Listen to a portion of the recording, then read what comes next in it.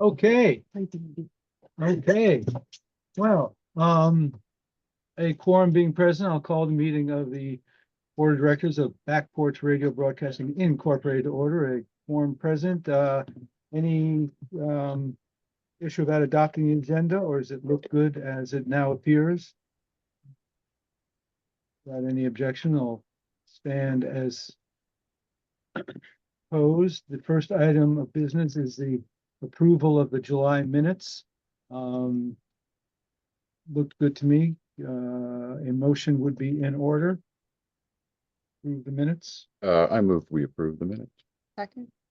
I don't think the secretary should be moving. No, probably not, but I move to approve the minutes. I'll second that. Okay. Questions, comments, clarifications? Seeing none, all those in favor say aye. Aye. Opposed, like sign. They are approved. Okay, Hannah, we are ready for a presentation on the audit. Great. Thanks, Stu. Good to see you all. And like you said, I'm Hannah. Been working with you all for quite a few years now. And for those of you who are newer, I am a senior manager at Wagner CPAs, and I work specifically with nonprofits doing auditing. And Bruce and I worked closely on this. And so I get the pleasure today of presenting the audit to you all, and it's all good news. So this will be great to talk about today. And so I presume that you have seen the audit, correct? Or no? It's, Yes. I sent it a month ago and it's been in the folder, yeah. Okay, okay. So I'm going to talk kind of more high level and just talk about the results and our experience. And so the audit process it requires both parties really to work well together for a smooth audit. So we want to just say a big thank you to Doug for his work to get a lot of the items together and gathered for us. Susan does a lot on the development side. And then this year at your hiring, numbers for nonprofit was incorporated into the audit process as well. And that really kind of helped just tie it all together greatly. And so the audit went really smooth.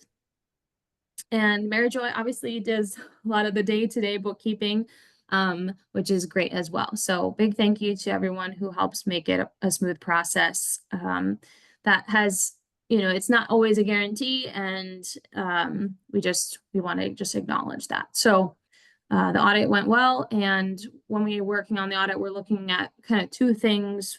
Obviously, the numbers themselves, that they're in accordance with generally accepted accounting principles, but then also we look at internal controls. So we're not providing an opinion on the internal controls, but we are essentially looking for evidence of the controls being performed. So basically, we're looking for documentation. We talk to people, we corroborate different perspectives and processes across the organization, and are happy to report that we're not aware of any weaknesses or deficiencies in internal controls, which is really important and can sometimes maybe be like taken for granted, but it essentially just helps you know that during the year that the financials that you're looking at are being reviewed, that there's good financial practices in place, and good controls over expenses and how revenue is received. So we're really glad that that's the case again this year. And so between those two things, we have a clean opinion on the audit from the financial perspective, the numbers themselves. There were no audit adjustments, meaning there's nothing that happened as a result of our audit procedures that required us to make such a large adjustment that it would change your opinion of how the financial picture is. And so if that happens, we are required to communicate that to the board because it's so pervasive. So there was none of those, and that's also really good. And then, looking at the financials themselves, the organization had a good year. the overall assets themselves they did decline.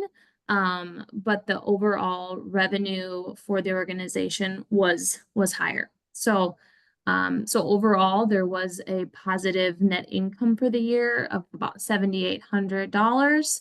And considering that there was a significant amount of equipment that was purchased this year, broadcasting equipment, and investments into just the ocean equity thing, you can say that we had available funds to do that. So it's a good place to be. You've got I would say a decent reserve balance at this point, and there's not that many restricted dollars. 53,000.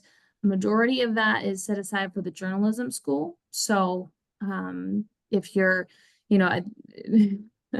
thinking about like how is available, it's specifically for that project. But only 53 of your total 800,000 of net equity is restricted. So in the grand scheme of things, it's a pretty good place to be. You have a lot of liquid available assets to use. So cash balance at the end of the year was $560,000.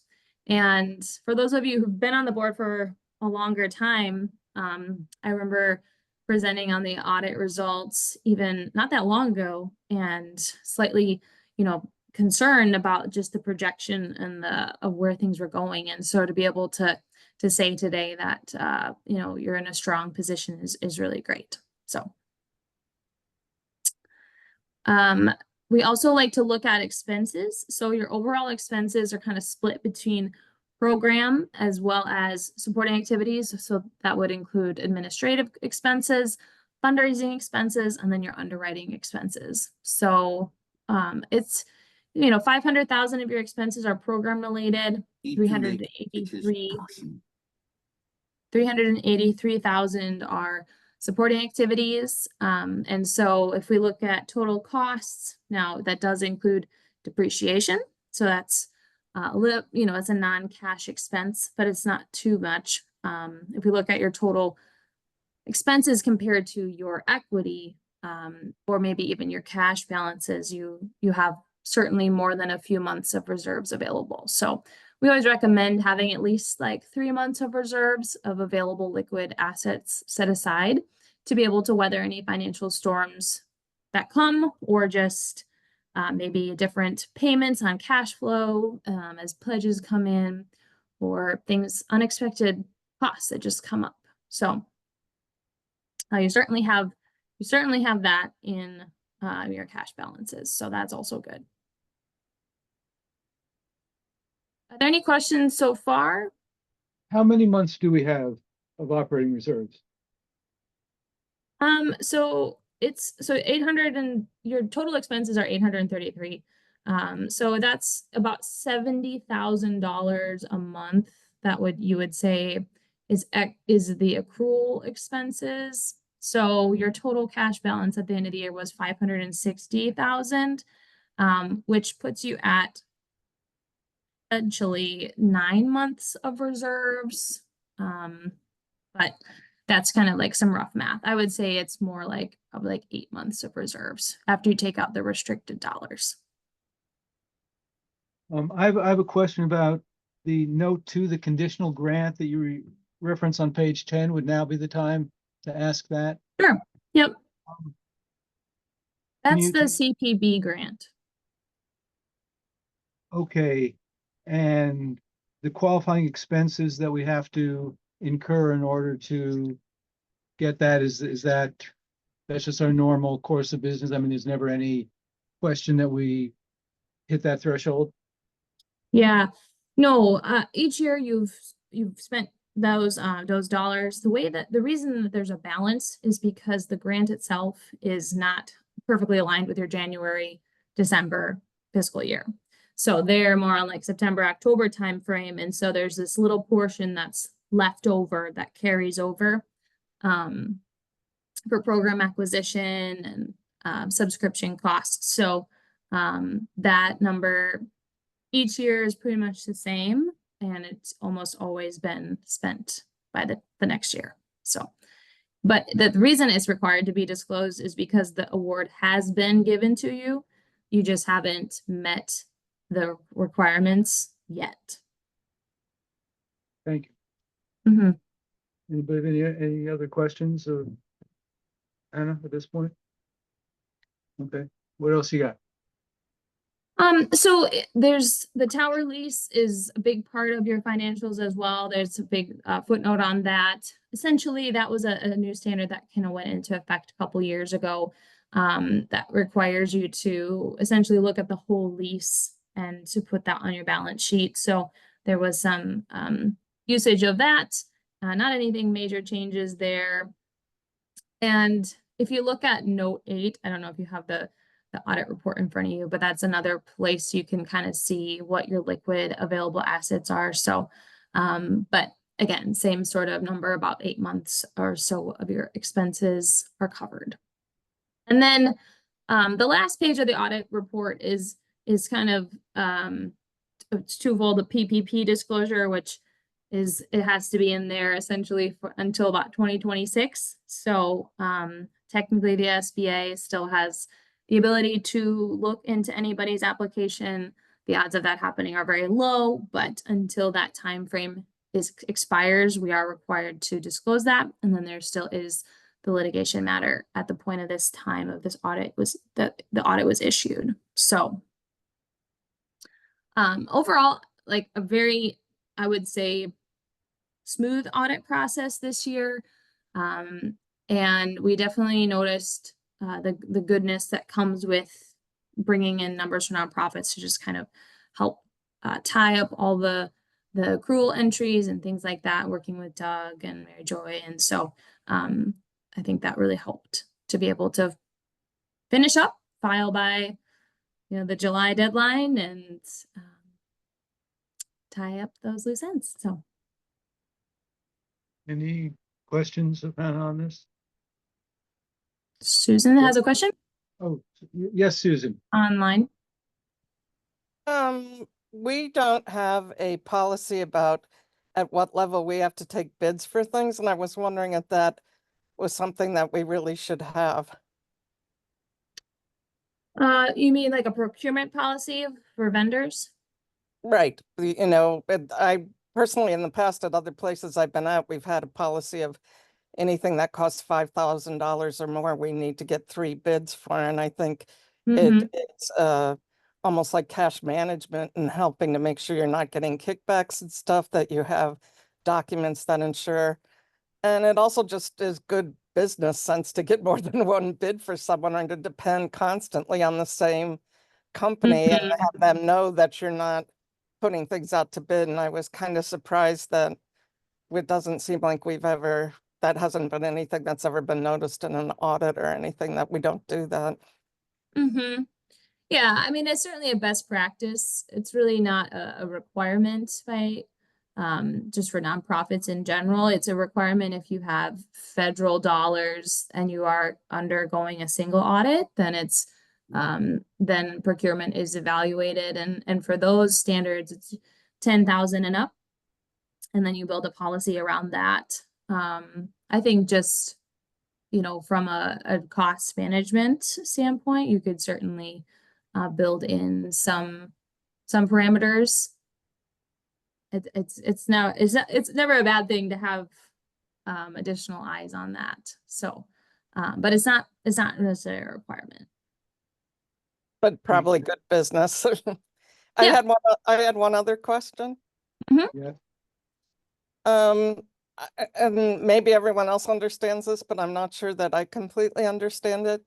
So for the Journalism Collaborative, we bought a bunch of 7, I think, laptops and various other equipment. At what level are those physical assets as distinguished from something that you depreciate? So it's gonna kind of fall in under your capitalization policy, and your policy is $1,000 for each individual asset. I was just pulling the audit report back up again. And so if the computer itself is less than $1,000, you're not, you don't have to depreciate it. But if it's more than that, then you would. But do you track it as a physical asset? Because we've lost some things we have lost track of that cost like Mhm. 500. And it seems to me that those should be being tracked in some manner because, I mean, that's just money to me. You just lost money when you, Mhm. if a laptop walks out the door or something, there should be some inventory of it that you require as an auditor to me. Mhm. Um, it's not something again that's required. So it's just like supplies at that point. It's more of a supply expense. But if it's something that is less than what gets capitalized, part of the reason people establish capitalization policies is because of the tediousness that comes with tracking a lot of assets. But if that's something that you're experiencing or noticing, you could certainly reduce that threshold just simply from a maybe asset by like asset category even. Because I don't know that you want to put a dollar amount on it because now you'll probably have to be tracking a lot of things. But if it's things like laptops or computers or sound equipment or things like that that are below the $1,000 policy or the threshold, you certainly could. Okay. Do you recommend it? If that, yeah, I mean, if that is something that is a prevalent thing that's occurring, I just think about the cost and benefit of all of these practices. Sometimes the costs don't outweigh the benefit. So I think it's certainly worth evaluating and considering. I Because need to if- interrupt if- for just a second.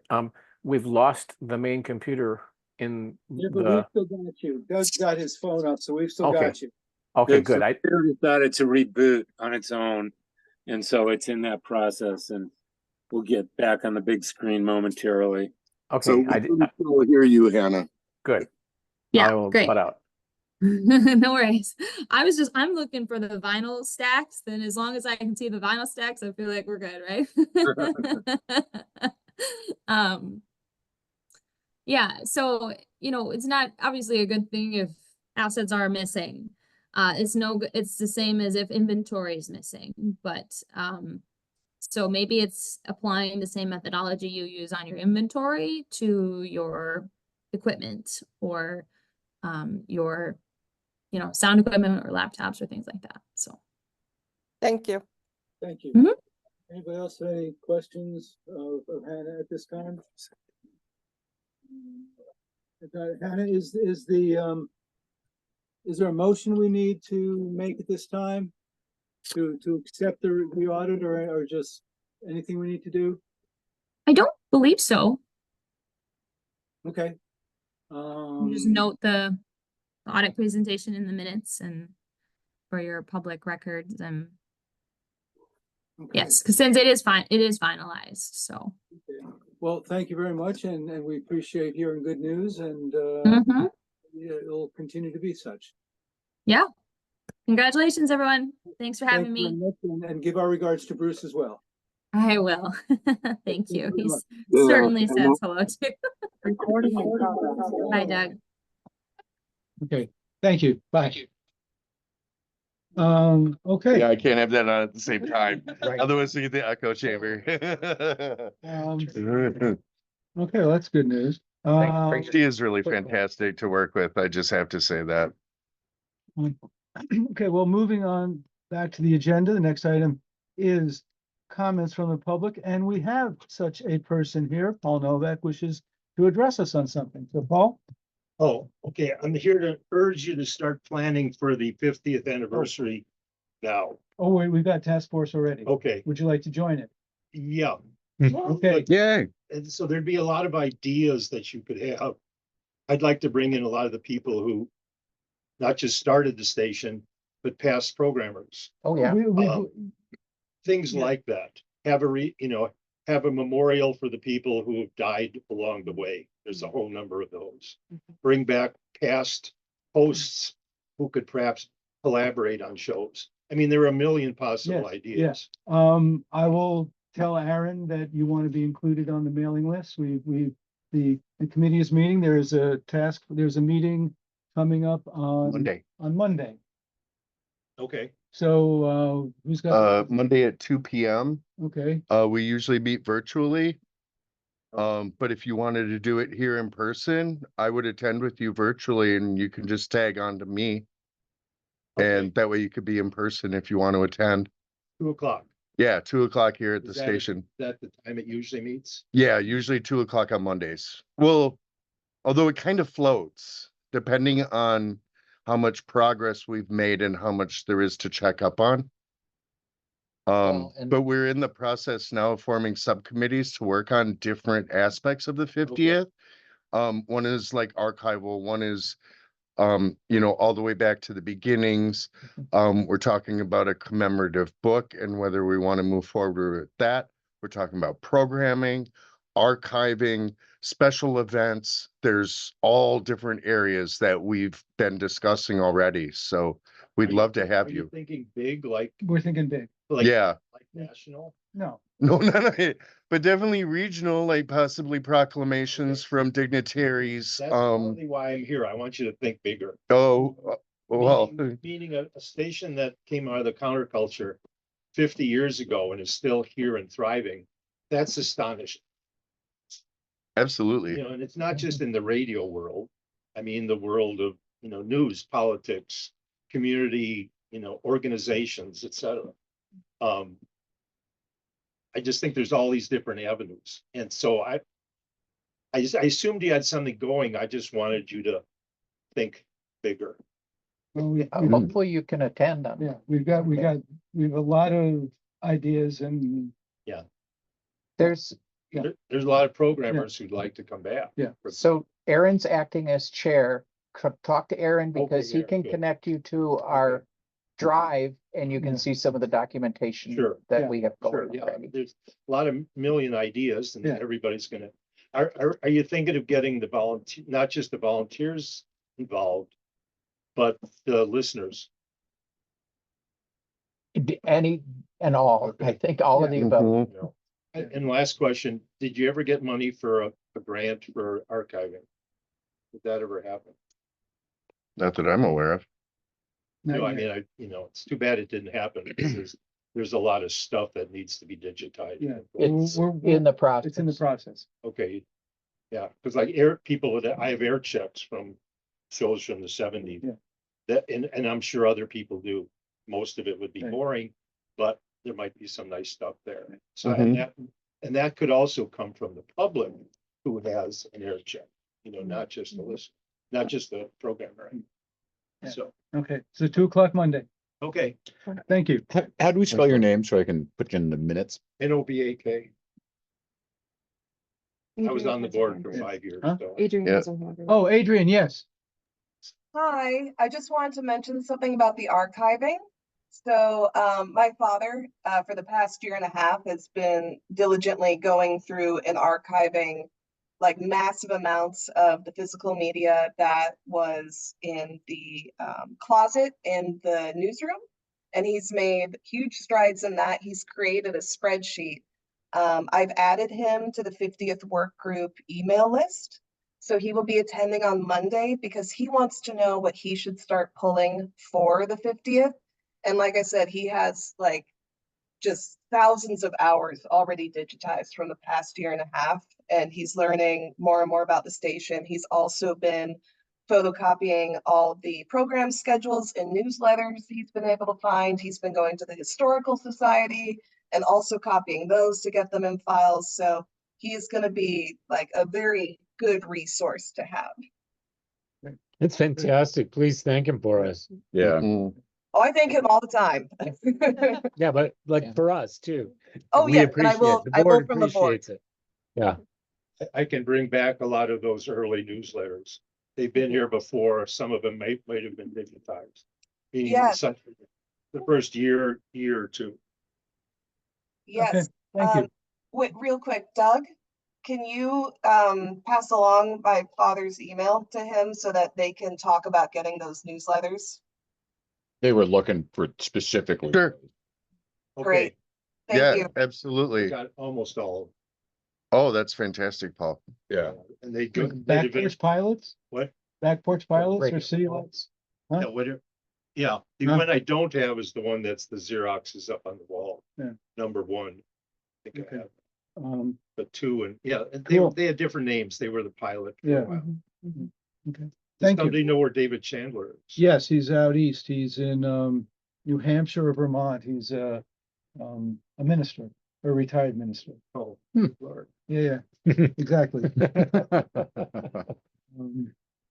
Yeah. I'm in touch with him. Thank you, Paul. Okay. Um, okay, President's report. I got nothing particular to say other than things are proceeding apace. Executive committee had no meetings since our last board meeting. Election of treasurer and election of treasurer, which may lead to an election of a vice president. Jessica, due to personal and professional obligations, is unable to fulfill the job. And Laura has volunteered and has started to acclimate herself in the tasks and is willing to take on the responsibilities and is meeting those responsibilities. So at this time, a motion, and Jessica has acknowledged that she's unable to perform the responsibilities and has asked to be relieved of those duties. So at this point, with Laura's willingness to move from the vice presidency to the treasurer, a motion will be in order to elect Laura as treasurer. I move that we elect Laura as treasurer. Second. Any discussion? Hearing none, all those in favor say aye. I enthusiastically. Somehow we Thank you so didn't much. question that this is gonna, And- this is never in doubt. And now there being a vacancy in the office of vice presidency, Yes, I'd like to nominate Tanya to fulfill the role of vice president. I'll second that motion. and are you willing to accept that responsibility? I will accept Thank that you. responsibility. Any further nominations? Nominations going once, nominations going twice, nominations going 3 times, nominations be closed. Cast unanimous ballot for Tanya Graham as vice president. Boom. Okay, thank you, thank you, and Thank thank you. And now, your first official act as treasurer, the treasurer's report. Yeah. So, I have been working with Mary Joy, on a weekly basis, and, it's slow as one might expect, at the beginning. Hopefully the pace will pick up. I'm currently in the month of March, which was the last month to have been, I guess you would call it, I mean, Dean left things a bit behind, so I'm trying to play catch up, which is why I'm doing it on a weekly basis, trying to catch up. In any event, we did have a finance committee meeting. The minutes are in the folder. I'm wondering, one of the questions that came up is, do we need to have a Zoom recording of the finance committee? Is that something we want to do? I know that Tom is is always trying to empty the Zoom recordings out because we run out of space. So I'm just, that was the first question that came up as in my very first finance committee meeting. So what does the board think about that? Yeah. Something that is available for Zoom now is an AI that can take a transcript. Yeah. Lots of different AI. So I'm sure you Do know. we need to pay extra for that? No, there are free versions that you can integrate into Zoom so that they just take. I think that all committees should be thinking about this. Yeah, Doug? Except we Oh. already take notes at the meeting. Yeah. I mean, that's, It's just a version. It's of the already recording that yeah, I somebody mean, else would have. I've found them to be a bit lacking, Are we actually, especially in terms specifically related to WART. Yeah. Jeff and then Dan. Are we in any way, CPP, law, or otherwise required to record committee meetings? Then I don't think we should record them.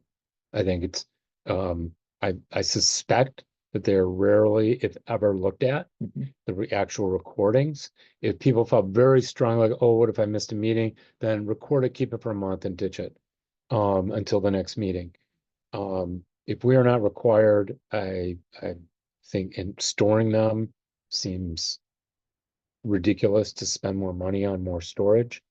And again, my suspicion is that they're rarely if ever looked at.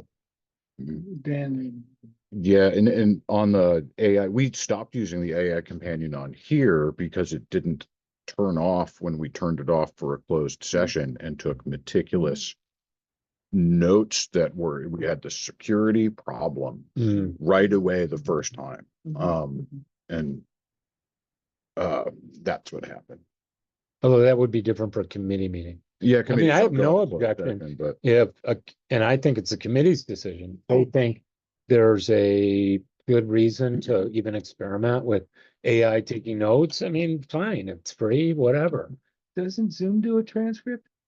That is what it is. No, That's but an I mean- AI transcript. No, because this is like predated the whole AI thing. Yeah, transcript versus AI. I mean, transcript is a word for word Yeah. document of what was said. I think you wanted to say something.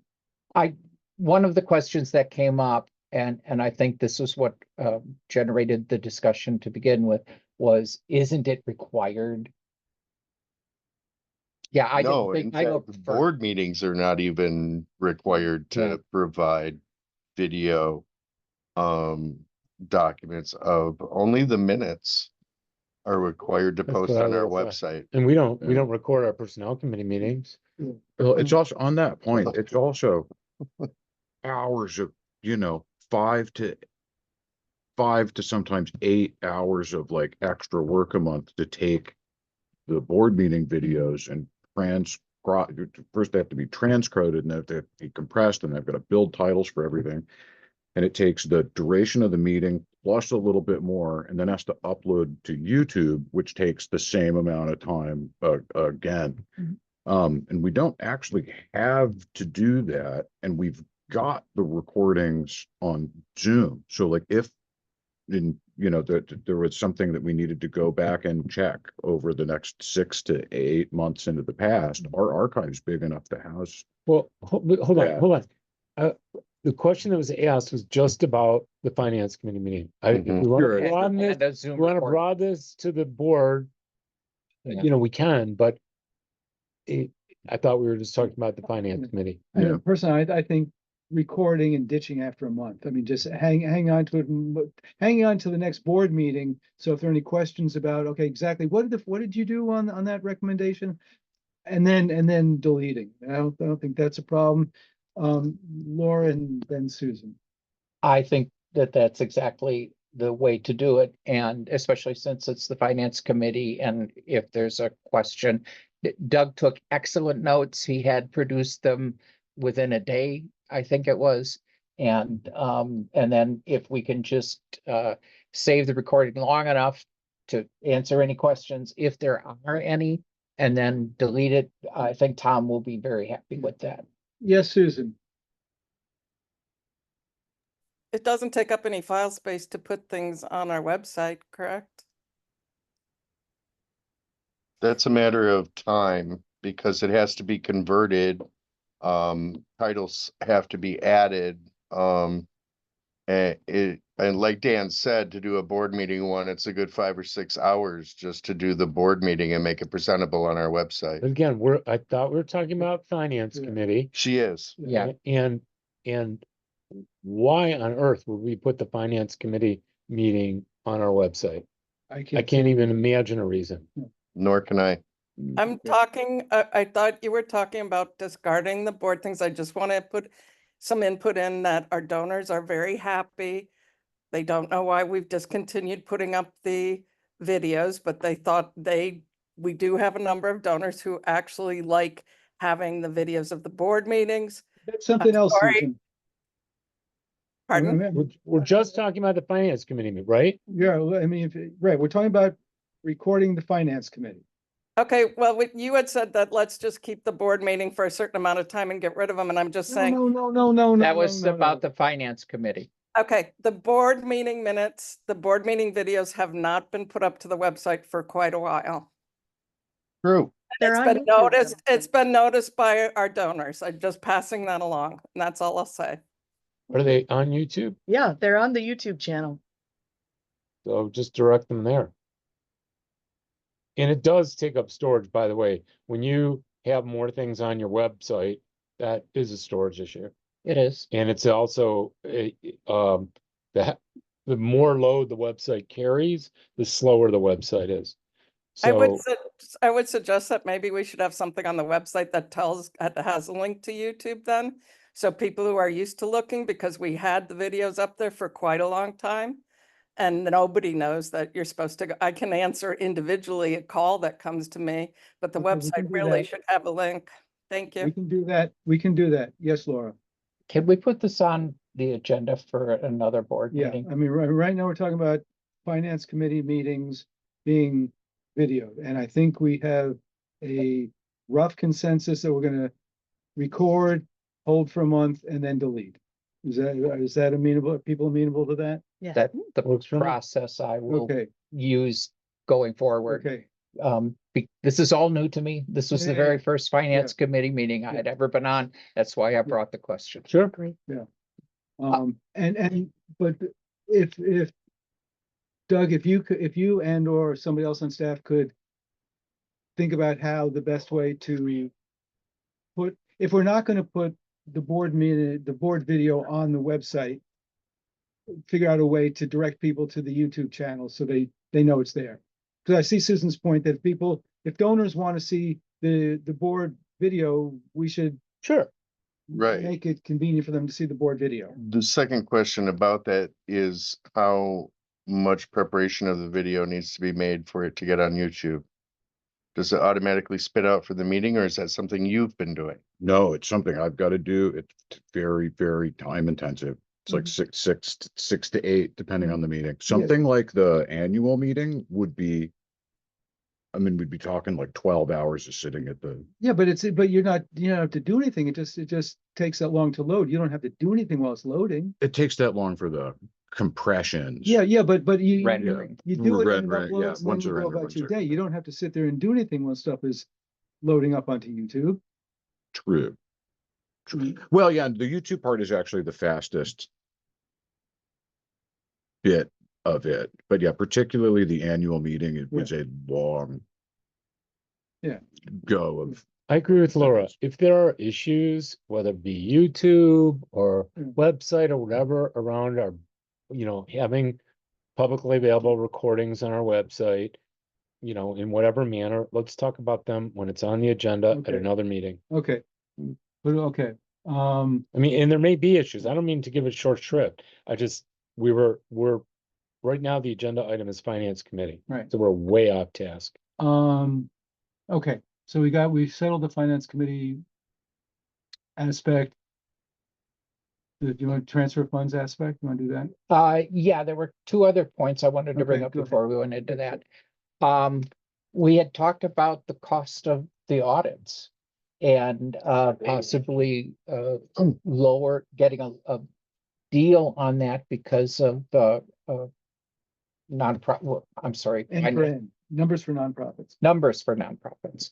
And so everything's pre-processed. It's easier for the Wagner to do the audits. We wanted to negotiate that. I think that Stu has agreed to do that negotiating. Great, we can get a better price.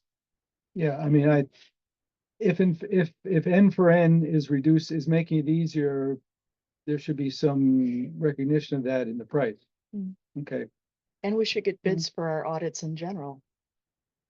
That was the other half of the discussion, Yeah, actually. a lot of nonprofits just go with Wagner because they go with Wagner. Well, and Wagner also has a relationship with the CPB, Yep. which makes the whole process easy. Yeah.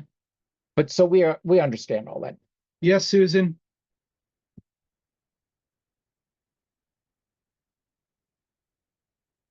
Susan? Susan's your hand up again, or is your hand still up? You're muted. Sorry, Susan. I didn't realize I was muted. I said I have 2 other companies that are contacting Mary Joy for information so they can submit bids before you talk to Wagner. Great, thank you. You're welcome. Okay, there was another item, Laura? No, I guess not. Okay. The super savings Okay, account. okay. So we did discuss that. Apparently this is an item that has been discussed in the past. I don't recall it, but Stu does. We're investigating that. We had some suggestions that were presented at the meeting. But the big question is, who should sign or be the signatory for these transfers? Who, in other words, who's going to hold the password? I talked a little bit with Mary Jo today about that, and she suggested that the same people who sign for checks and that should be the people who hold the keys to this account.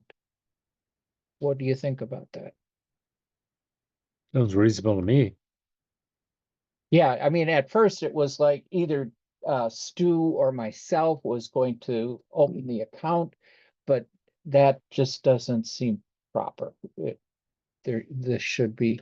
I mean, things on that level, a lot of times board officers do Yeah. exactly that because you are the highest level. But a official. single person, we should in- have counter signatures, and I mean, again, I plead a bit of ignorance. I am a new treasurer here. Yeah, but well, one it of the doesn't seem issues, right to me. Do we one of have the a- issues is Sorry, that Bill. it's an online platform.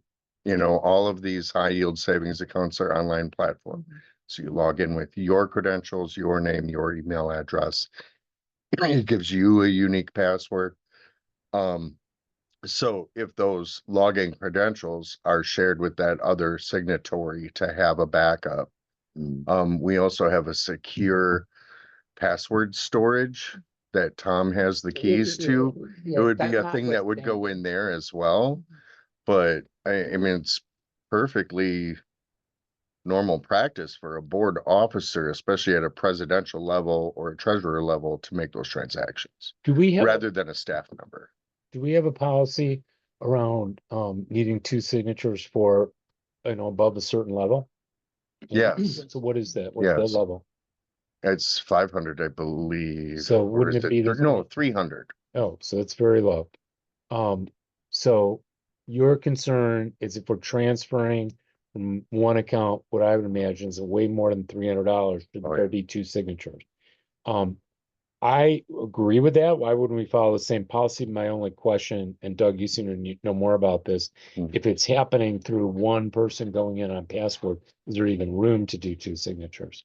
There isn't. But see, we're talking about a money transfer from a back porch radio account to a back porch radio account. We're not talking about writing a check to a business Right, that's outside right. ward. But we could That's set up, like, completely different. dual authentication where it goes to another person's phone or authorization. Yeah, that is something that we could look into within the, I can't remember which one we were looking at now. Originally it was Betterment, but now there's another one that actually has a much higher return rate return rate of over 5%. SoFi's at 4.6%. Western Alliance is at 5.31% at the Did- moment. Yeah, Dave.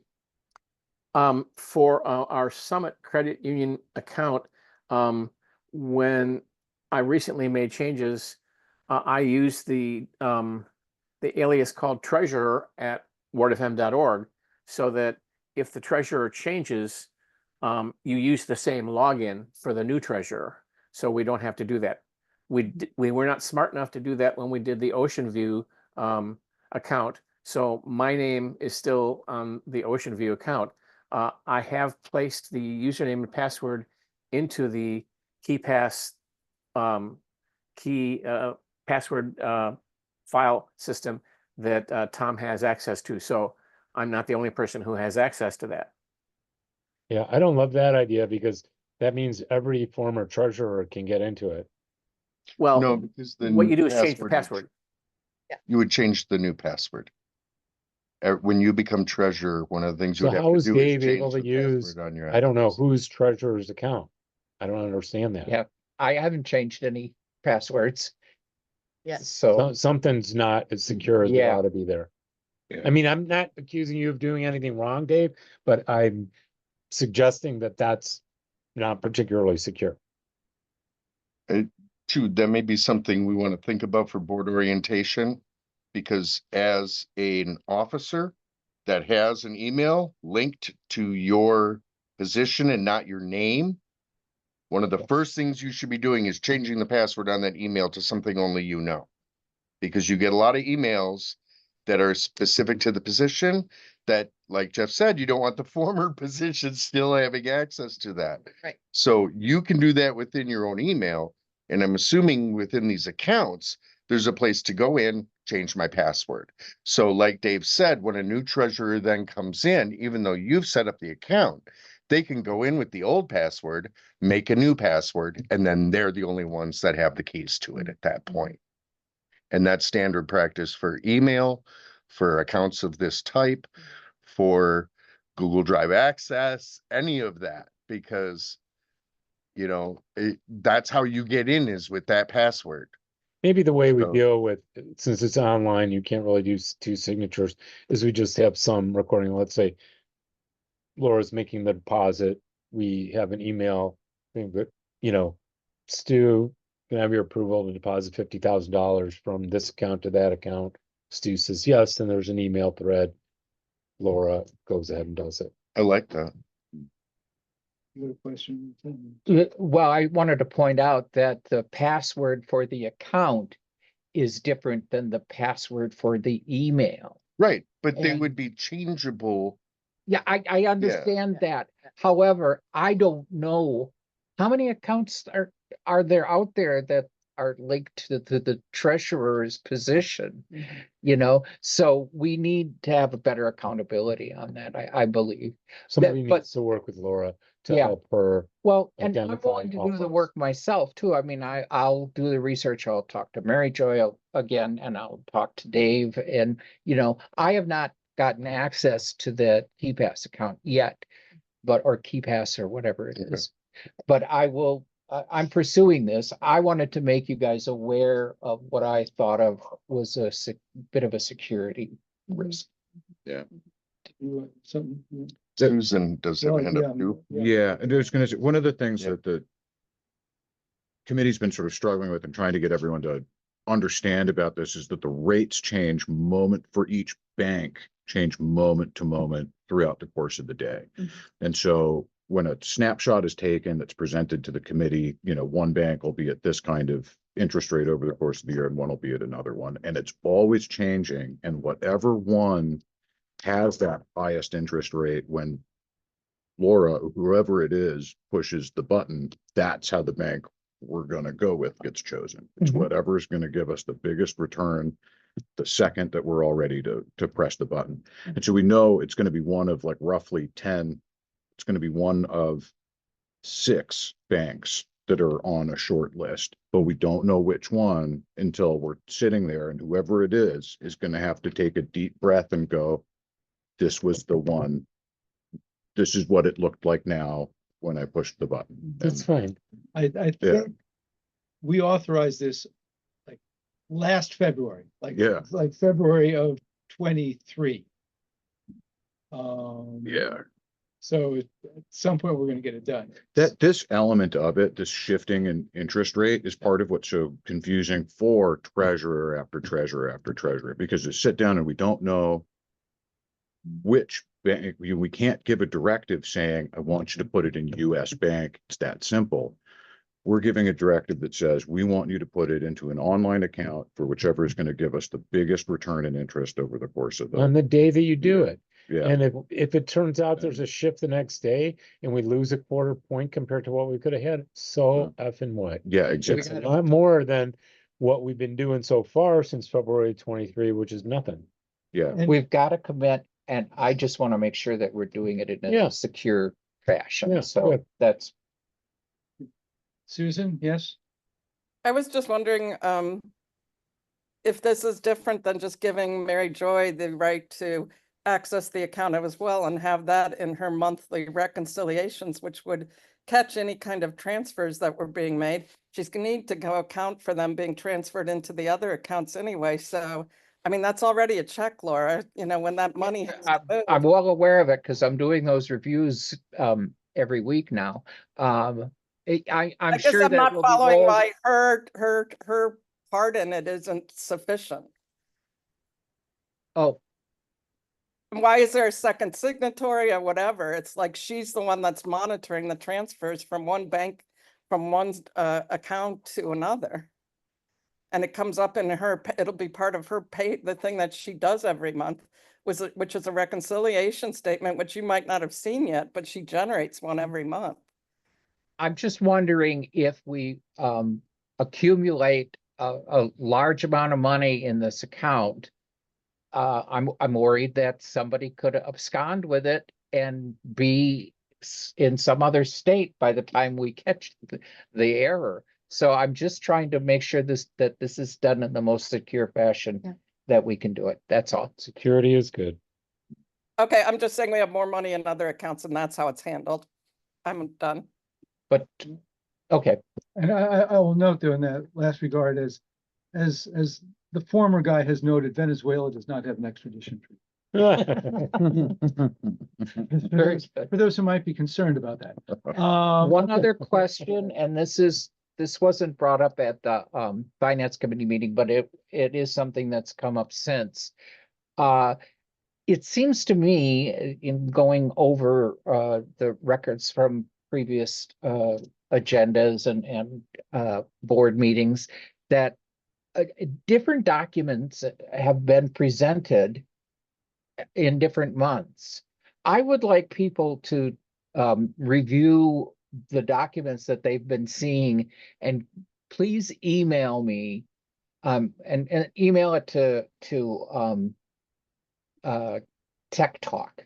Put it to Tech Talk because I don't know about this Tresh at WORT yet. I'm not sure I'm getting those. But Well, you just elected. Right. yeah, exactly. But and I'll talk to Tom about that and make sure that all gets all straightened. But if you would send to Tech Talk, which is my current WORT email,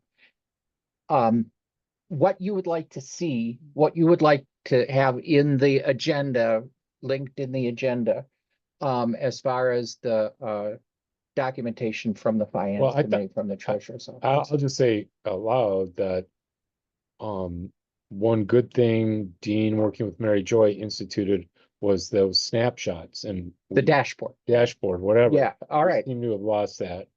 And having those and having it linked in the agenda would be great. Very good.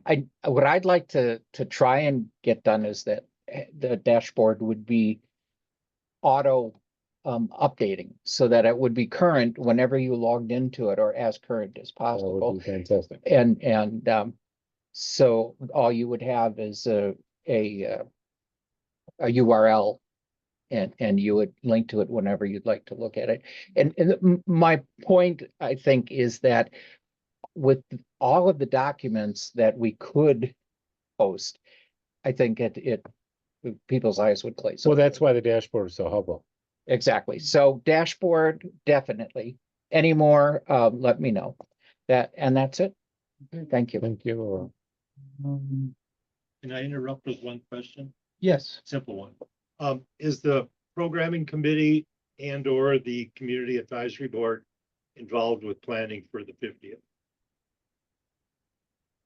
Would seem like they both should be involved somehow. not institutionally to my knowledge, but we can ask that at the meeting. I don't believe. Because I mean, one of you is the liaison to each of those boards, each of those committees. Yeah. So maybe if we're gonna do some programming for it, should be there. And the community advisory board, definitely the list of sponsors have an interest in all this too. There's members of those committees on the 50th Yeah, of both. Okay, but I mean, There's a note I hope there. they bring it back to them. Yes, Susan? says cab has not been part of the, Oh, not cab, but programming. But we have a brand new cab liaison from the board. and Okay, I did that for 5 years, so I was kind of Yeah, linked to those people.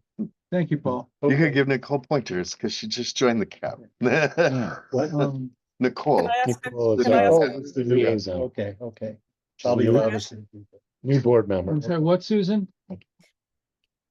Can members of the CAB serve on committees or work groups? They can't be volunteers at the station. That's a rule.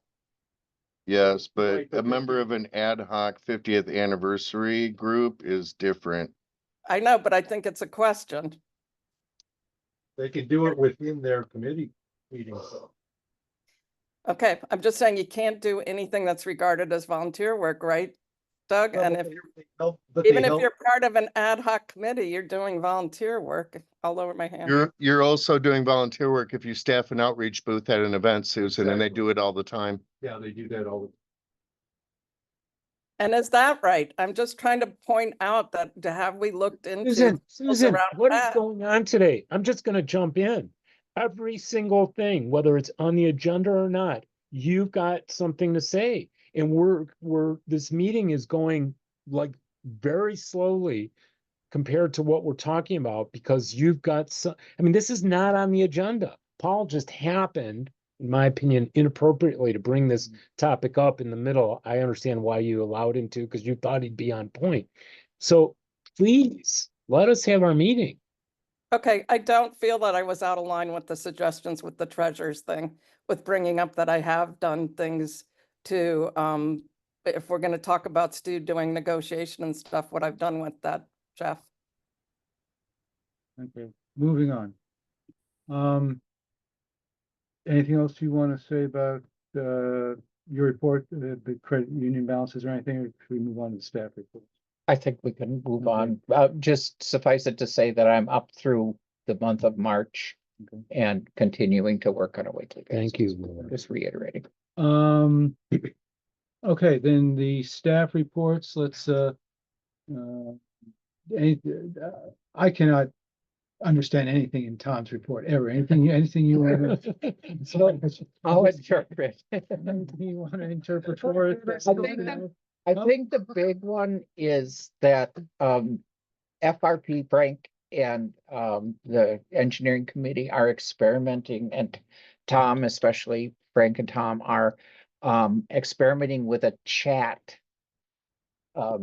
service called Discord. Yep. And it's used by a lot of gamers, and it's very popular with the young kids. And and anyways, it's something that we could really use. There are a lot of different methods to do it. If anybody has used this with like another radio station or something, but it's a way to contact the DJ in the studio, make requests, talk about what's playing. Anyways, the point is, if you haven't looked at it, follow the link that Tom has. I think that's the most relevant thing to. I think it's a great idea. Mm. I mean, we have an existing chat system through Spinitron. Yeah. The problem is that it's almost impossible for listeners to find it.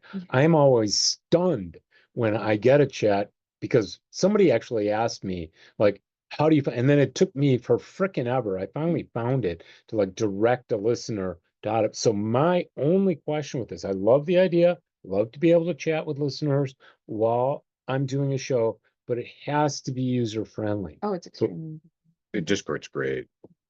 Yeah, Great, but like, how does the listener know? That's my question. we haven't published it. It hasn't gone live. No, I yet. understand. The user friendly part is it may be the Spinitron chat's easy to use once you're in. And so I, as the DJ, am in because I'm doing my playlist, but it's not easy for the listener to find how to get in. And so if we can put a link right next somewhere We should that for embed Discord, the chat into our website, I would think, but then I'm not. but if we do, my question, Yeah. if we can make the Spinitron chat easy for people to find, I'm curious what, if any, advantage there is over a different chat system when the DJs are on their Spinitron all the time anyway. And then there's a chat screen right at the bottom, and all you have to do is click open chat. But Yeah. 95% of the time, there's no chat because the listeners can't find it. Right. So So who- this is just the first mention, and the Discord server has only been recently set up. So I just wanted to make you aware of it. But Jeff's question is, what does Discord do better than Spinatron? When, So Discord's pretty great. If you guys have just like a WORT account. So I have a personal account and I'm in several different groups that you can actually break it down by, you could break it down by show. So you could have like a room just for Frank's show. For Frank's show, you can have a room for the jazz shows. You can have different rooms that you can send, you can have the links to on the website just to those rooms. Mm. And then the people can join it. And a great thing about Discord also is even if the DJ isn't there, it does encourage some like listener interaction because you can just chat in it at any time. Nice. so it's asynchronous. It's asynchronous. Oh, that, Yeah. So yeah, it there would you be go. That's constantly different. going. Okay. It would be up to the DJ to, check in on it if they Okay. want, but It loads Check right out. into the This is schedule. my Discord.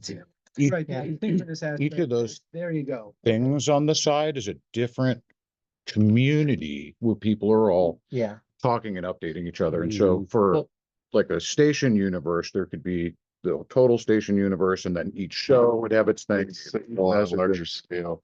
Yeah, I mean, A it's lot of applications like like the- video, chat, and just a lot of advantages. Okay, so are we still beta on this or what's, Yeah, okay, yeah, it is. I think Tom is saying, take a look at this Okay. and tell us what you think. okay, well, Tom's last line has not been widely shared with the public, not until we're sure it's worthwhile. It sounds to me like there's strong sentiment on the board that it is worthwhile. I would think it's worthwhile. It's also available as an app on people's phones. We need a chat service. Yeah. That there's no question Okay. about that, but we don't really know if this is the one. It sounds like this is the one. I feel strongly, but it is also free. yeah. Yeah, So that's pretty great.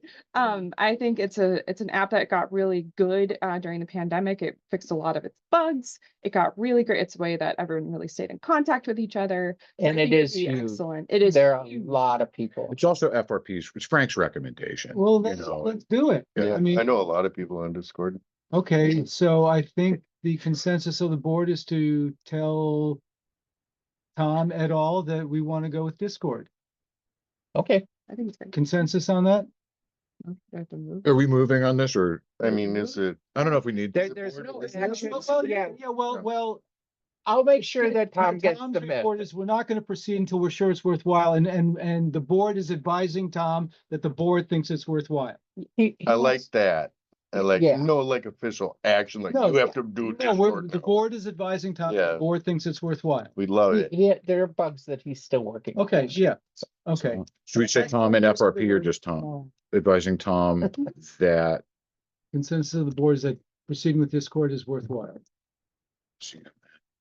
But the rest of it, I think we'll just leave it at that. Yeah, okay. Morass. Okay, then the next, I think next would be Doug's report. Doug, anything you want to call to our attention? Just a lot of events coming up, Mm, lot. Horton Park this weekend. That's not mine, that's Adrian's. So for WORT fundraising events on the 27th, nope, 29th, Thursday night, we're gonna be at Gamma Ray, the new hot club on West Main that's run by Kelvin Wilmot. With 3 bands and one of our new DJs, DJ Siggy. Donation at the door. Then Saturday of next week on the 31st is the first annual Sport Award, and this is a collaboration with Flying Low Skate Shop. It's a skateboard competition with prizes from different skateboard suppliers and gear suppliers. We're gonna have WORT DJs there in a donation bucket. But it's a great opportunity for outreach in a younger community, one that we haven't really tapped with any sort of vigor. So it should be really exciting to put this event out there. Then in September, Right after the board meeting, we have the Friday night Wisco show, the Willie Street Fair warm-up. Ralph has the bands together. And then the Willie Street Fair on Sunday. We have 5 bands and circus performers with 5 different WORT DJs. I've booked all the bands. We're all lined up. I'm waiting for the remainder of the contracts to come in. I designed a really cute poster for that. And then Bolorama is scheduled for October 27th. And Tom is working on online registration with payment that goes to Square. So it will not interfere with Susan's online donations, even though we may have it live the week of the after drive. So that's what we're shooting for. Neat. So that's my stuff. Thank you. Any questions of Doug on his report or activities? Susan, I think Adrian has the same board request that I do, which is that it is really slow going. We're now 2 weeks and 1 day away from the start of the fall pledge drive. And we still have barely anyone signed up to answer phones.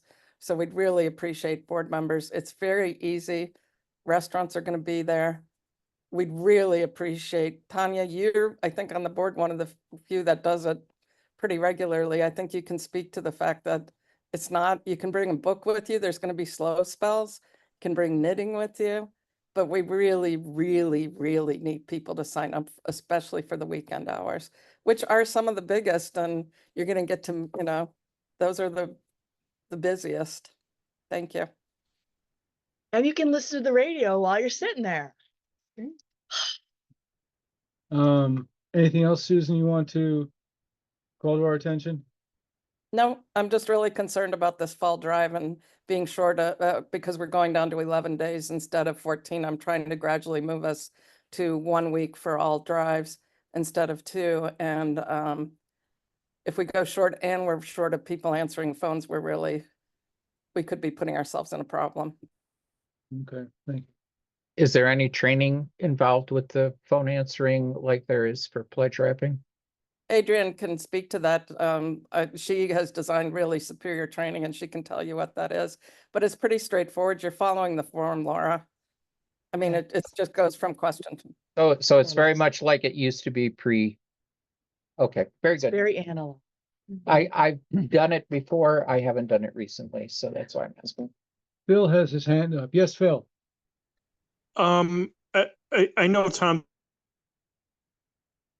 is not here, and I know I don't know if Adrian is able to speak to this, but if there's any way to help with the pledge drives from, in my case, West Virginia, I honestly would absolutely be happy to do that, but We did every it time during the pandemic, Phil, and we can do it again. If it gets really tight, we'll take you up on that. yeah, every time I've asked about it, I've been told that the current capabilities at the station don't make it possible. So I really am having difficulty figuring out what the issue is. But, you know, keep me in mind. If there's a way that I can do it, please just let me know. Adrian and then Doug and then Dave. Hi, so I actually had this conversation with Tom today again about remote phone answering, because I've had a couple other people inquire about it. And the problem is the app that we were using is not compatible with a lot of new cell phones.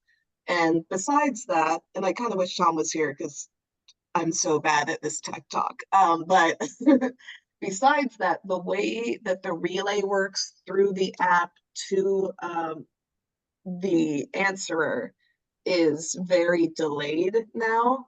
So chances are that before they have a chance to even answer the phone through their cell phone, someone at the station is going to pick it up beforehand, whether that is a volunteer or a staff member.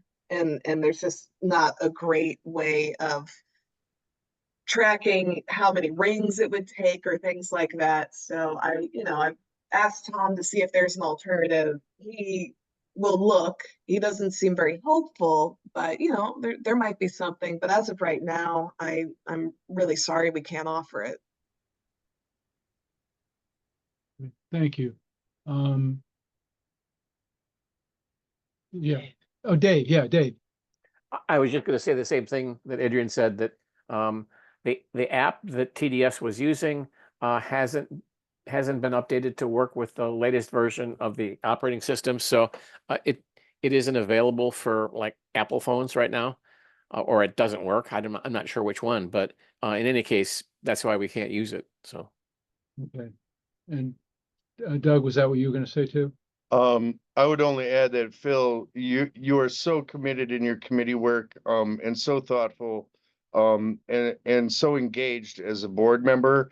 I wouldn't worry about it if I were you, But we thank you. but we do thank you. I'll take your call for on a donation on Sunday afternoon. I just signed up for Sunday morning, so.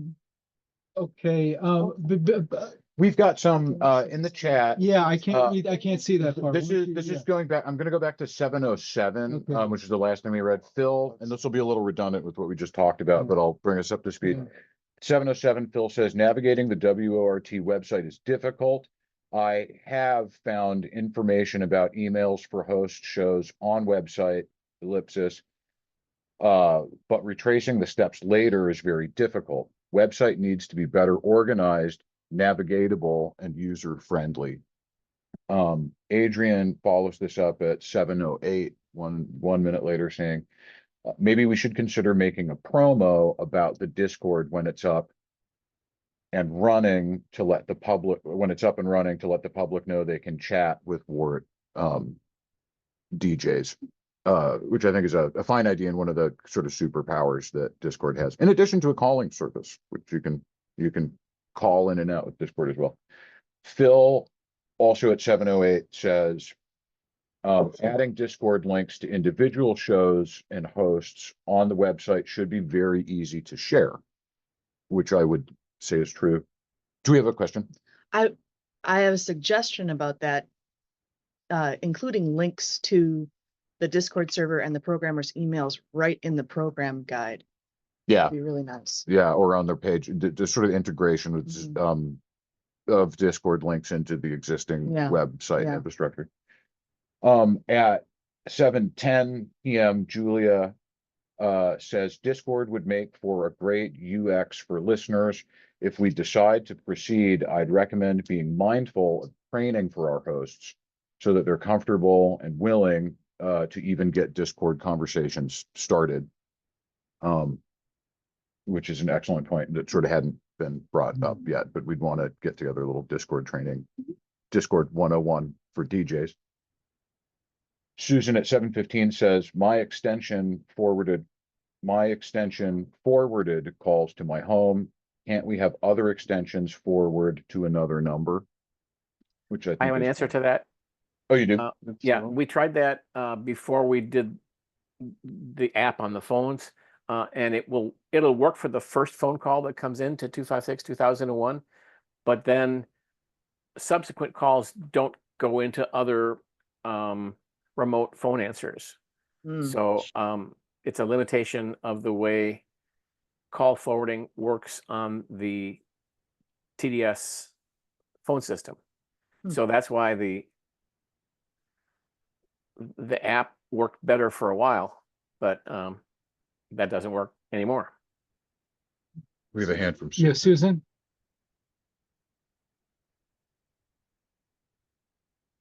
You're still muted. What I'm talking about is the,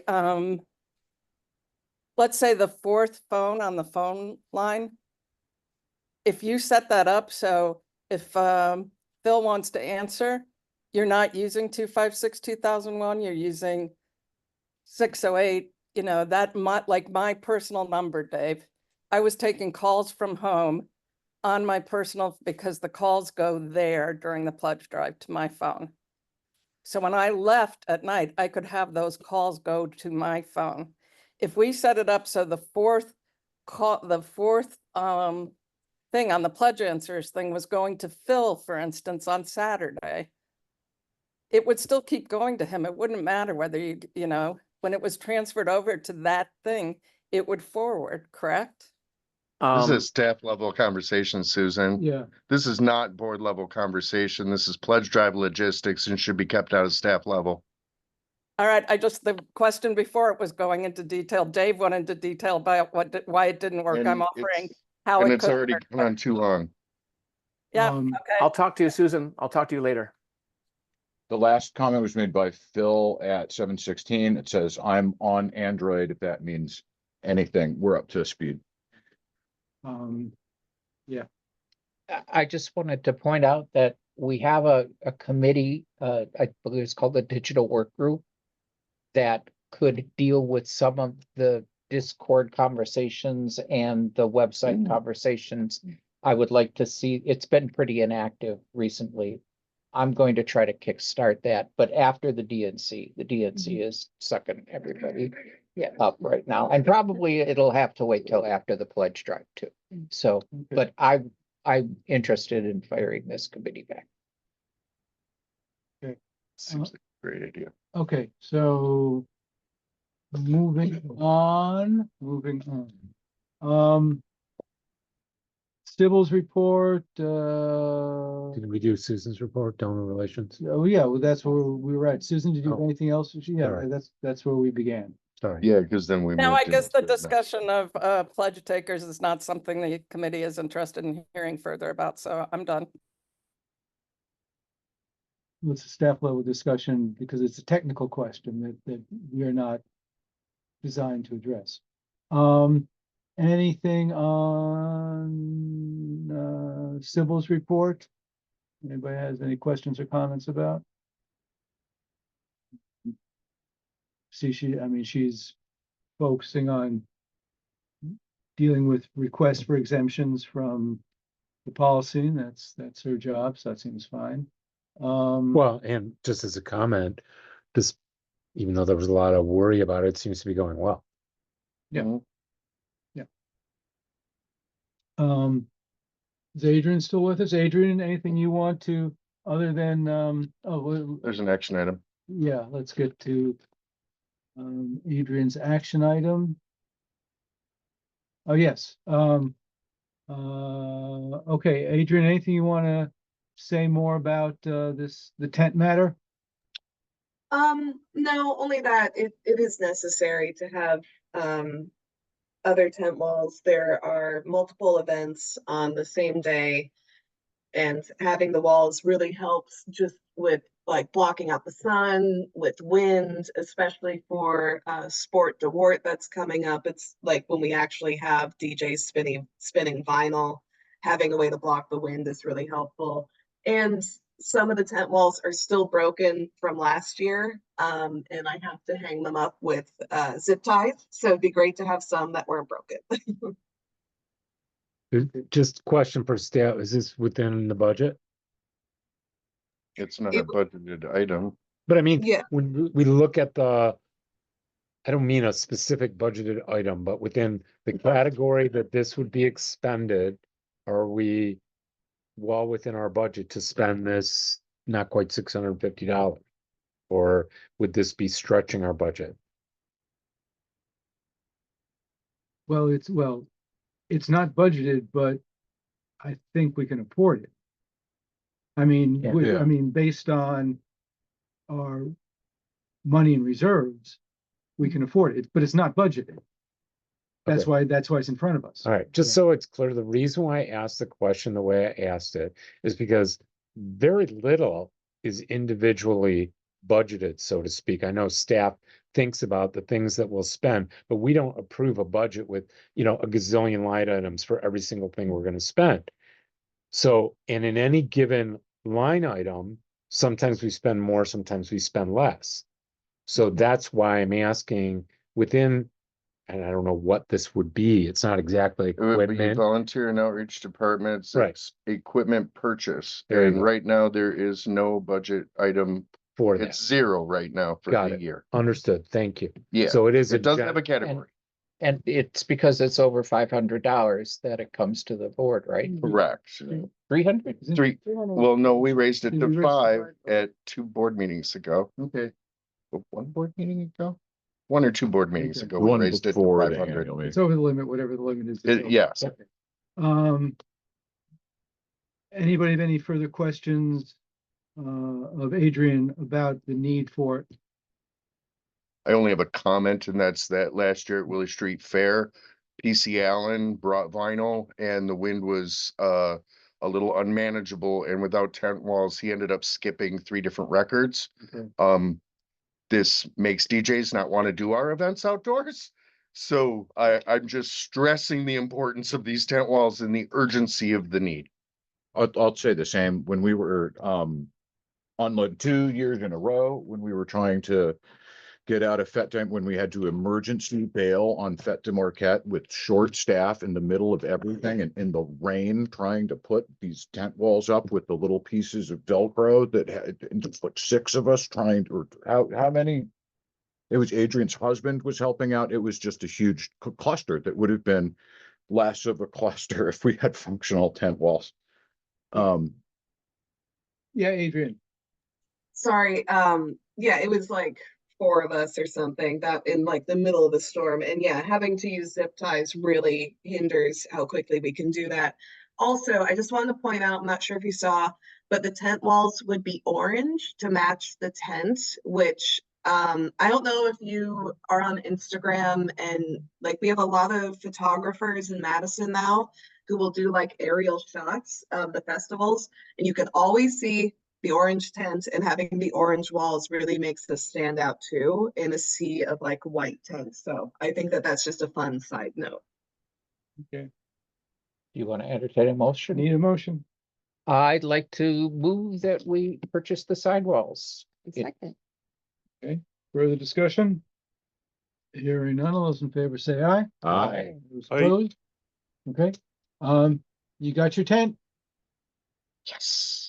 And I lose my agenda. I think I lost my agenda, but okay.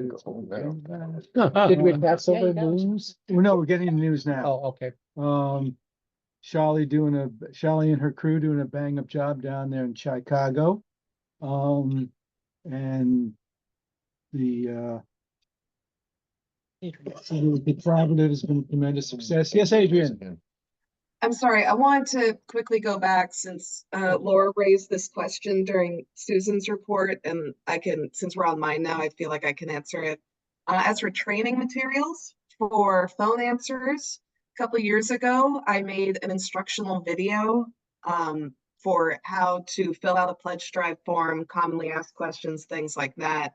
I send that video out with, and a copy of what the pledge form looks like with each reminder email, and also there's staff at the station to answer questions, and also our receptionists are trained on how to fill out the pledge drive forms too. So that's all pretty covered.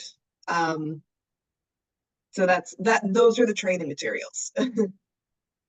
Excellent. And given the importance of the pledge drive in the overall health of the station and the fact that it's trying to be reduced in days, we all should make every effort to at least pick up a shift. Phil, you're excused from that, but the rest of us really should make an effort. Yeah. Quick question. The shifts are 3 hours long?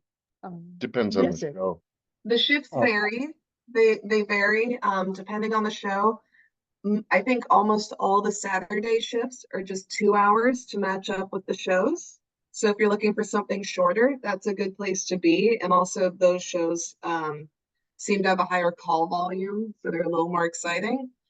And Phil, since you have an Android, I'm going to talk to Tom tomorrow and see if we can like make an exception for your phone and see how that would work. So I'll work on that for you. Oh, Thank you. News and public affairs, a lot of stuff happening. I mean, just great initiatives.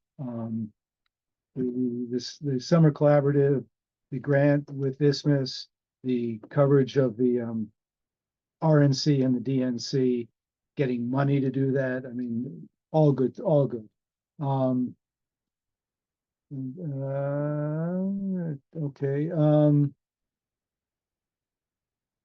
Aaron's report. Anybody have any questions or comments on Aaron's report?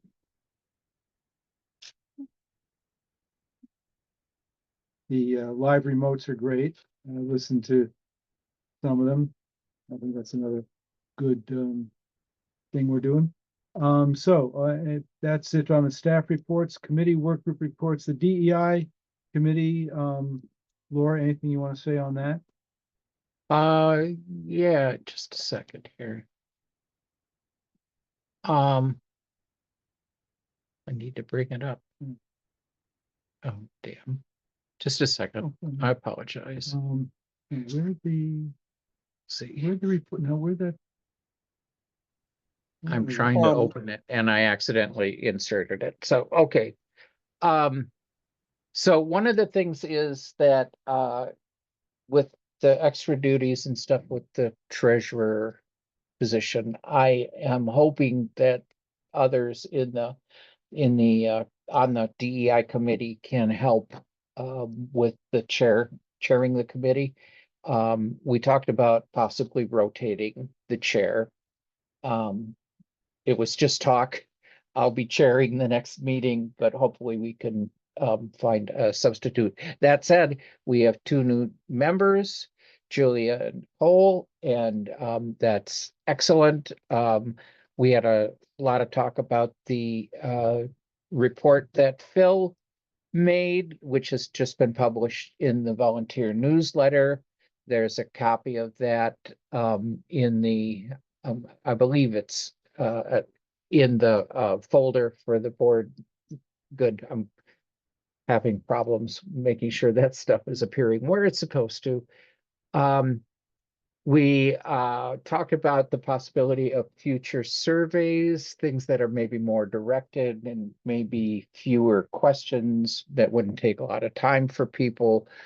We're trying to figure out other things that the committee can be working on.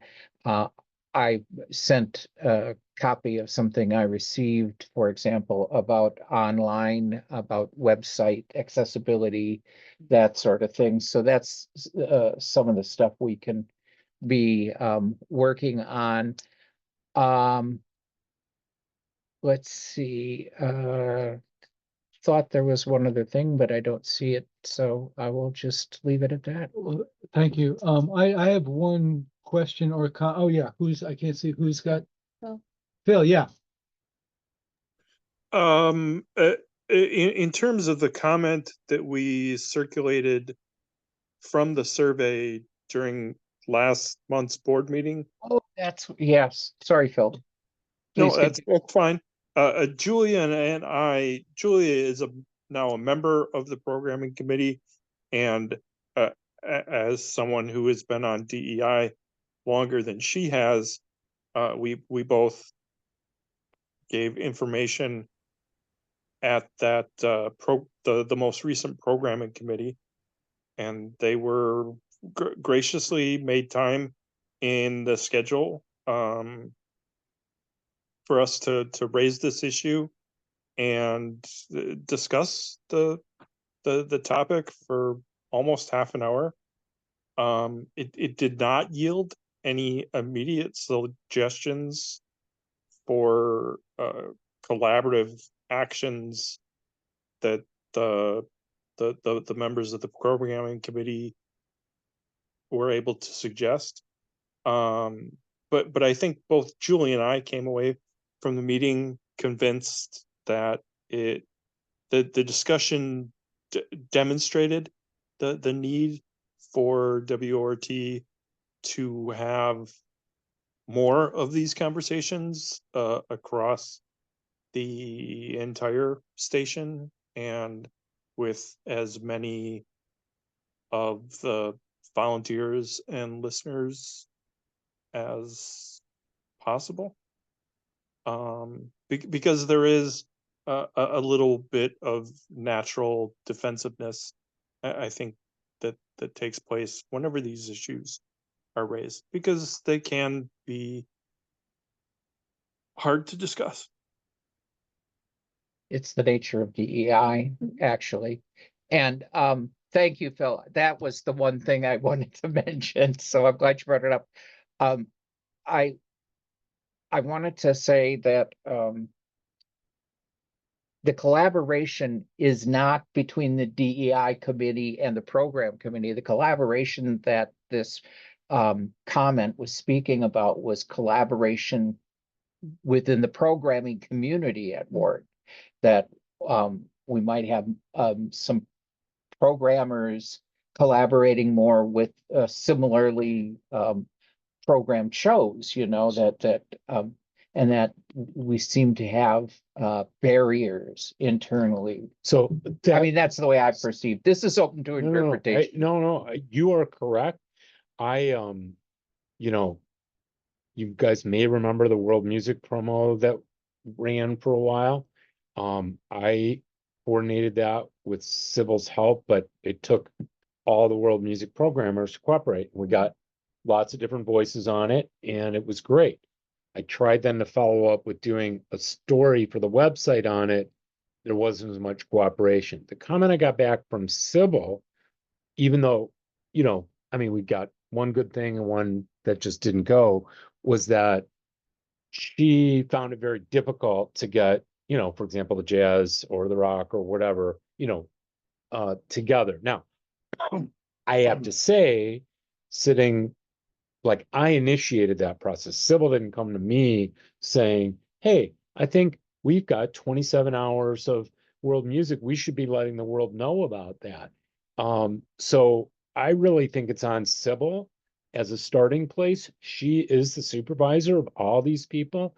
She's the one who has the keys to the, you know, whatever. I was going to make a mixed metaphor, so I'll stop. You know, she has to start the process. Now, I don't know what to do to get her to do that.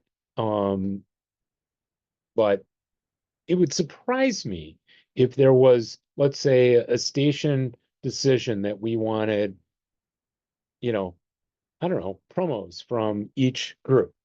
If she jump-started that by saying to the jazz promo, I want to have a uniform promo for jazz. I want to have a uniform promo for rock. You know, I'll help take the audio. And frankly, it was Martin Alvarado who then, once we got the snippets, put them all together for ours. So it really, I think, starts with Sybil. I think that I don't know if I'd agree with you, because I think this is really where we're at with the DEI committee. How do we tease this? How do we encourage participation in DEI, and how do we bring the barriers down? A top-down is not a good way to you know, enforce DEI, if you will. No, But well, if maybe we we're can- talking past each other. What I'm talking about, you talked about people coordinating with each other. I don't know, like, you're not gonna, out of just thin air, get the jazz programmers to just start talking to each other. yeah. Someone has to start that conversation. And in fact, I think Sybil's the only one who would know, like I had to ask her, what's everybody's email addresses, you know, in the world music group. So I don't mean that Sybil would necessarily say, oh, you guys all need to do this, but there has to be some coordination. And at least on the music end, Sybil's got the keys to the coordination. Yeah. Doug. I would say in Aaron's new position that he's more than capable as digital and audio production manager to do that coordination. He's also the head of the promos team and would be the one that would coordinate the recordings between the hosts. Sybil would have very little to do with that. My main point is I'm wondering how much weight we're giving one person's opinion. We call it an issue. We call it a situation, but really what we're talking about is one respondent's opinion, a rather long one. It was one I didn't see in other people's responses. Typically, when you do a survey, weight is given to a group of responses that are pointing in a certain direction. and not necessarily just one person's feelings. Although I think these are all great ideas, I think a lot of time is being spent on one person's answer, in my opinion. Jay, Yeah, I just want to mention that Doug's point is essentially the sentiment of the programming committee as well, especially Shali and Sybil indicating that and there's also a disconnect between like what they're asking for, like collaboration between shows, and what the DEI survey was actually about. But yes, I did feel the conversation with Phil and Julia was very productive, and it's something the programming committee is going to take into consideration and to go forward with that sentiment in mind in everything that we do. And I think it's important for the CAB, but I think maybe this deep of conversation at this level maybe isn't appropriate. But yeah, I just wanted to give some more context of where the programming committee was at with this response. It's my understanding that the DEI committee really doesn't have a plan to move further on this either. We just wanted to make sure that the programming committee was aware of this particular comment and to get some feedback, as to how appropriate they thought the comments actually were. Like I was saying, that comment is open to interpretation, and so the feedback I think is useful. And like I say, I don't think there are any steps that we're actually promoting here. It is a little I mean, we're anxious as a DEI committee to be less performative and more action oriented. But I don't think that we're pushing anything right now. We don't really have an agenda yet. We're still trying to find our way. if I could ask a question, or maybe just make a comment about the survey summary, which is very helpful, but I do have one question. The last sentence in the paragraph that begins, although there were some minor complaints. As I'm reading this, Madison has a demographic composition of essentially 75% white, 74.6. That's 75% white, and says that 83% of the respondents identified as white or European, which it says slightly exceeds the portion of on-air programming, which is by white hosts, which is 73%. I think anything that's over 10% is more than slightly. So I would question describing that delta as being slight. Although it is good that I think it's good for DEI purposes that our programming is a tick of white by white hosts is a tick under the percentage of white in the population. I would strike the word slightly in that sentence. And or am I misreading those numbers?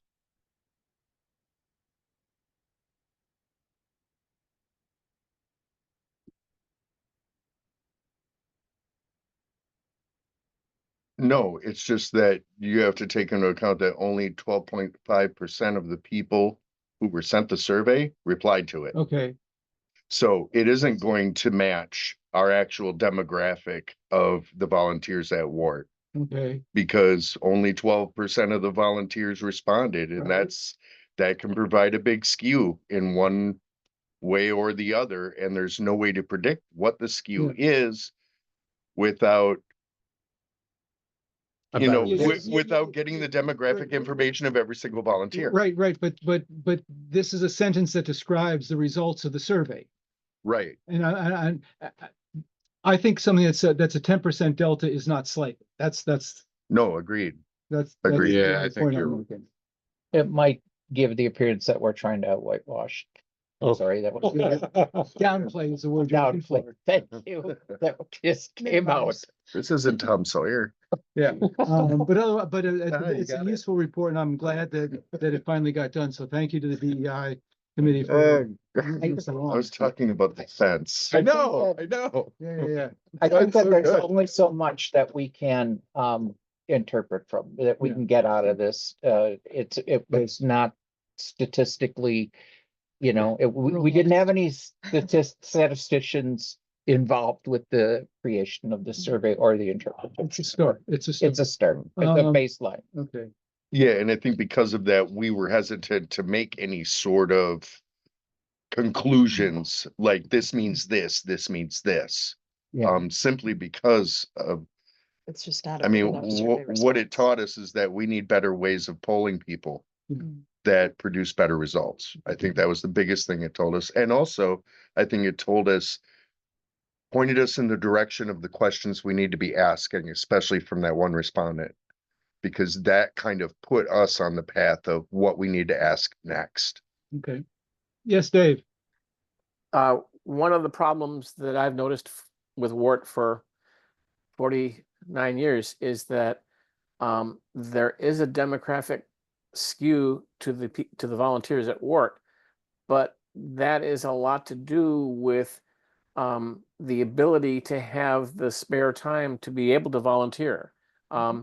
If a person is working 2 jobs in order to make ends meet, that takes up the time that they may have available in other cases to volunteer at a radio station. So a volunteer radio station is almost by necessity affected by the demographics of the community in which it exists. We especially thought that that was the case in the age skewing.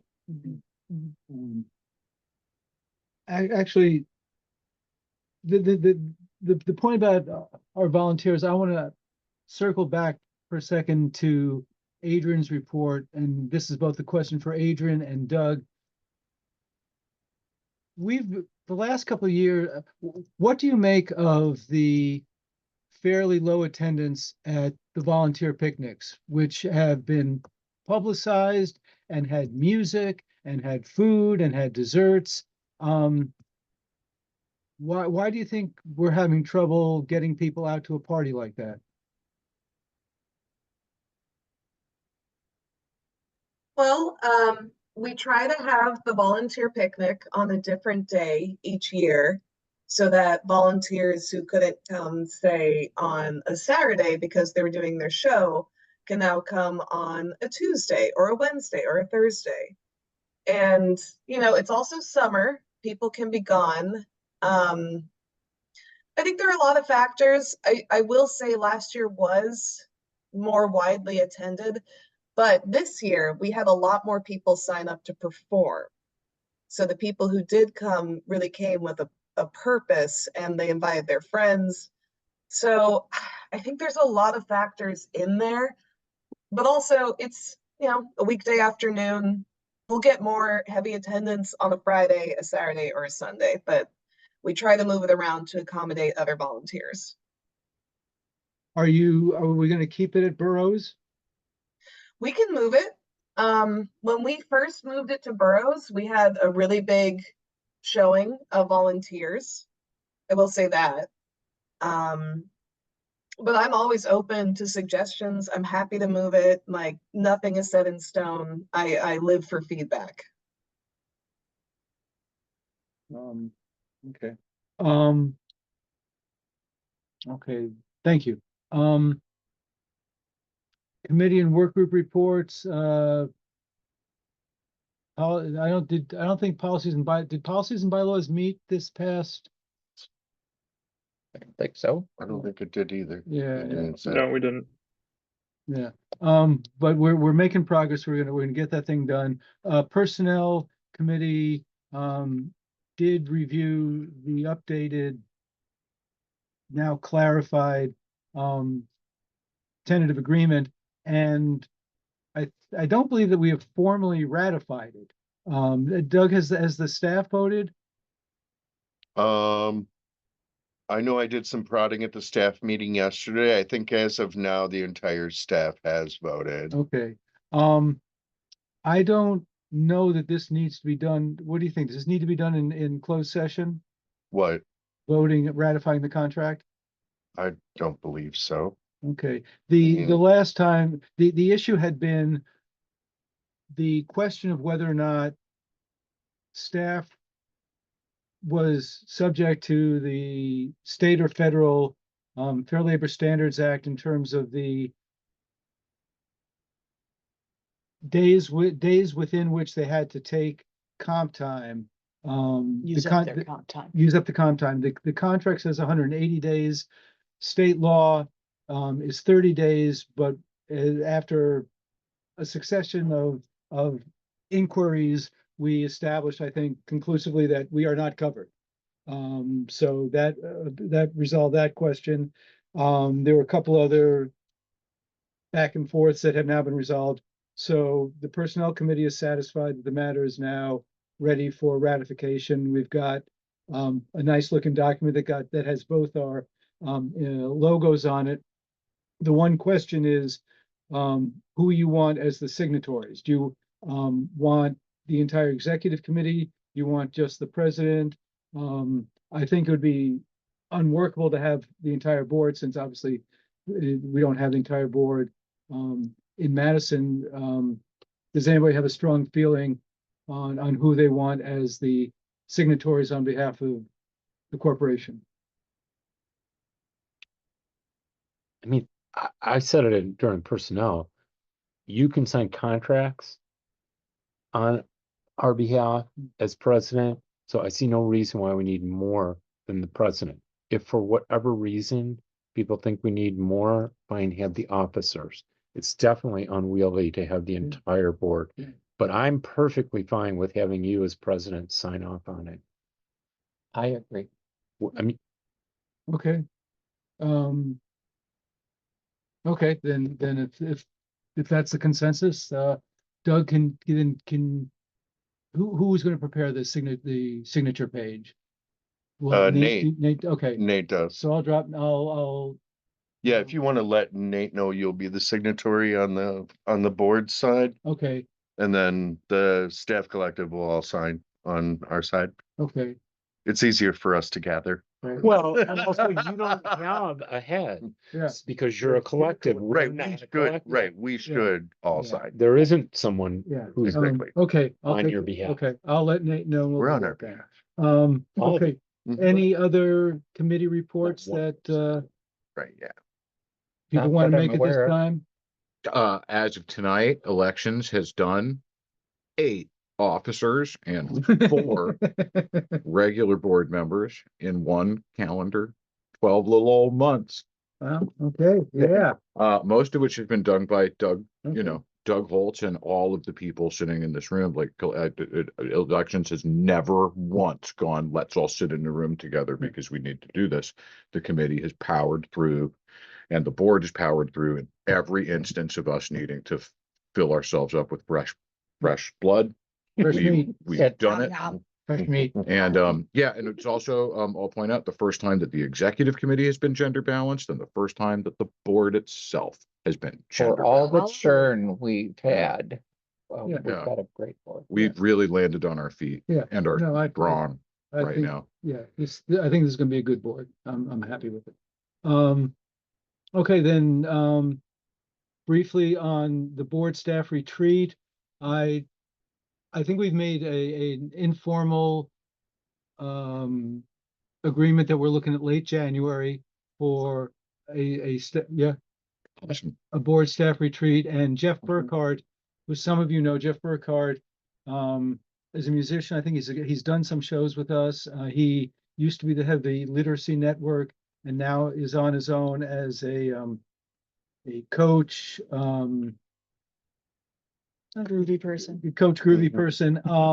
And I think it was the consensus that he would be, because he's familiar with the station and he's familiar with the concept of mediating and collaborative efforts, that he would be a good person to have lead the retreat.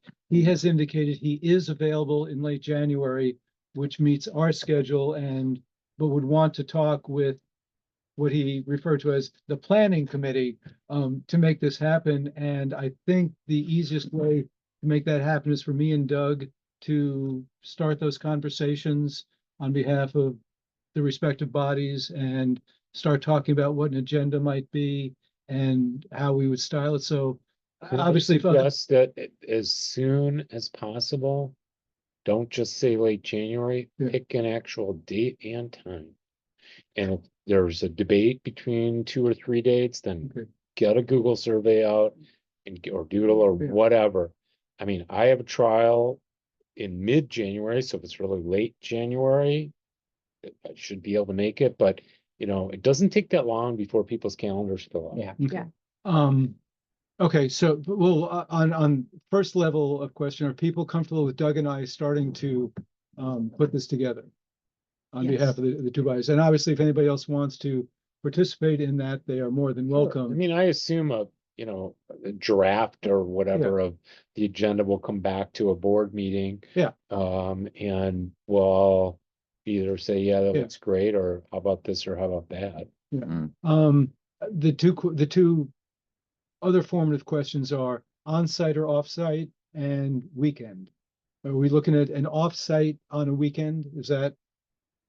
I know that is what staff would prefer, at least to have it on a weekend, just Okay. because of our schedules are so Okay. impossible during the week. Okay, And none of us actually work on a weekend Yeah. unless we get Yeah. dragged in here. yeah. Do people have strong feelings on on-site, off-site?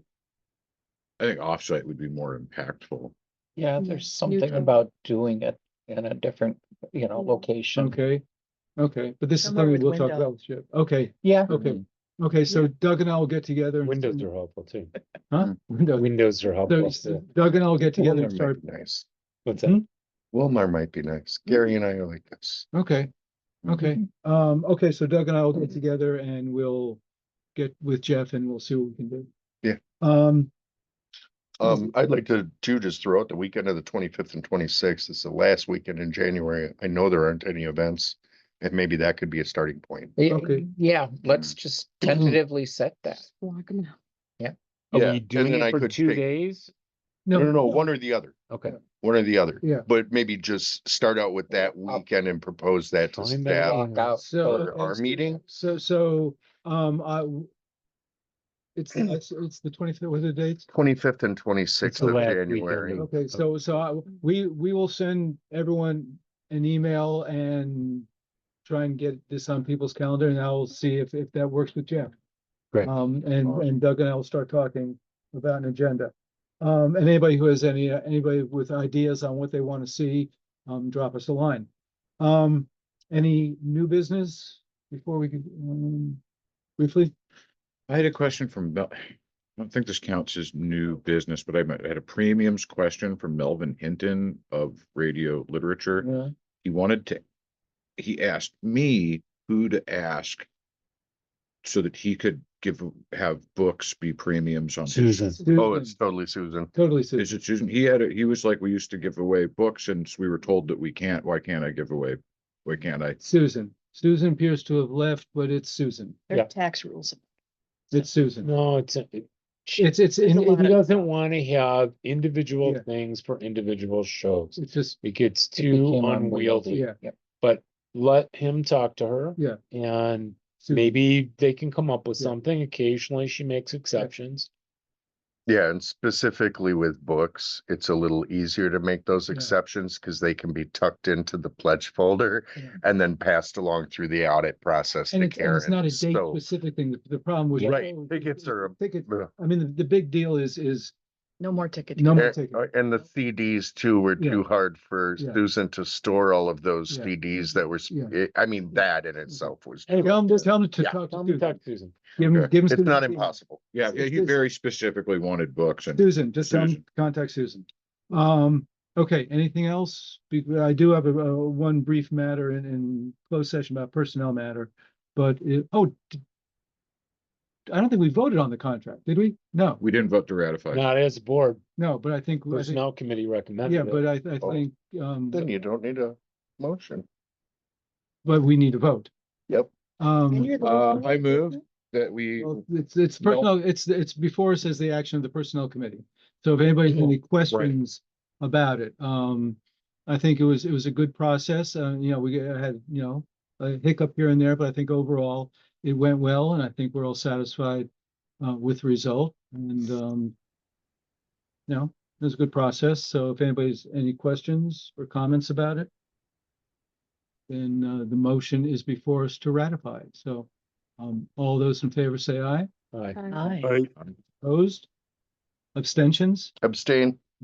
Okay, thank you. And now if we could have if I could have a motion to go into closed session to discuss a personnel matter. And